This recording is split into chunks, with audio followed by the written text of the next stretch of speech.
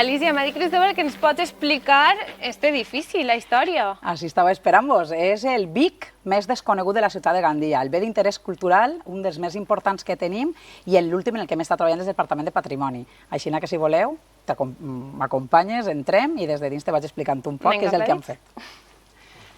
Adéu, Cristóbal. Adéu.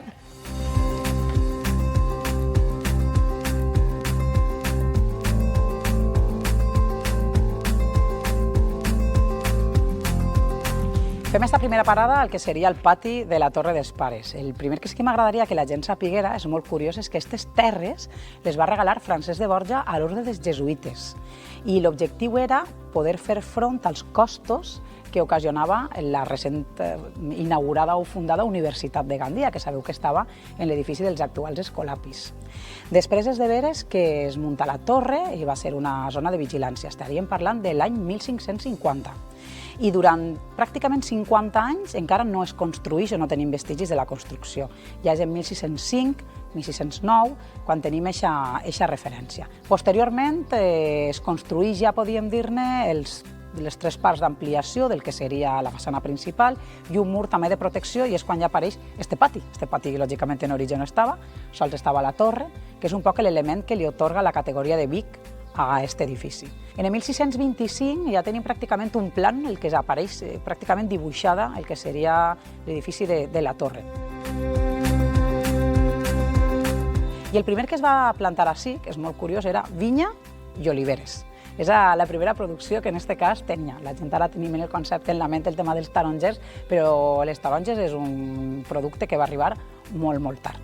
En aquest moment teníem també una mola, perquè així se feia oli directament de les oliveres, i també hi havia un riurau, és a dir, una estructura per assecar el que era el raïm i fer pansa, que era un poc també, i un poc de vi, segons ho tenim. Posteriorment, sí que és de veres que en el segle XVIII després es substituïx un poc el conreu que hi havia per moreres, sobretot per a fer seda, i aleshores també va haver producció, en aquest cas, de seda. I ja com a últim, en el segle XIX, la producció que es té, i és també quan passa un poc a mans privades, va ser un intent per recuperar el conreu de la canyamel, de la canya de sucre. La veritat és que no va triomfar, van ser uns anys, és un conreu que ja no va arrelar, i ja és quan la torre passa a mans de propietat privada. Ja són unes famílies les que ho compren, i ja serà posteriorment l'últim dels conreus, que és quan arriba la taronja. I fins al 2010, que l'Ajuntament de Gandia compra la finca, va estar en propietat privada i fent producció de taronja. Alicia, veig este sostre molt nou respecte a l'edifici. Bé, és que estem ja, podríem dir-ne, en una de les parts de l'última rehabilitació i de la inversió que ha fet l'Ajuntament de Gandia. Quan l'Ajuntament compra aquest edifici el 2019, va estar durant uns anys en el que no va haver cap activitat, va estar tancat, i també va ser uns anys en els que es va expoliar i va tindre diverses ocupacions il·legals, i per tant va degradar bastant l'edifici. Es van furtar algunes coses. Va haver un impàs d'uns quants anys entre que estava a la venda encara propietats particulars i que el va adquirir l'Ajuntament, que va patir bastant deteriorament. I també és de veres que el ja no estar ocupat anaven allargant-se els anys. En l'anterior legislatura, quan ja agafem també la responsabilitat des de Patrimoni, una obsessió que teníem així molt marcada era invertir en la Torre dels Pares.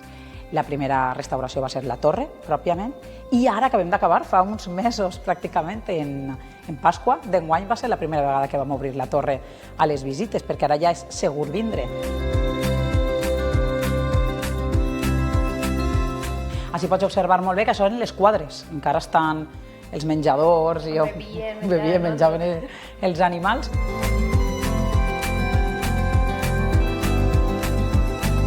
I en què ha consistit aquest procés de rehabilitació i consolidació de l'estructura? Bé, nosaltres, sobretot el que hi havia més deteriorat és el tema de barandats, sostres, el sol, les finestres. Per tant, la primera intervenció que s'ha fet és estructural, és a dir, tu quan la veus realment és perquè l'edifici no caiga, perquè no entre aigua i perquè no seguisca deteriorant-se.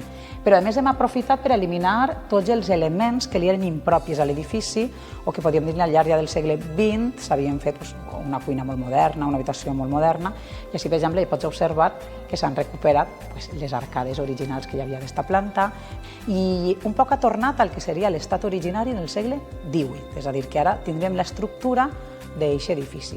Encara se mantenen estructures més contemporànies, però és un poc anar fent una idea.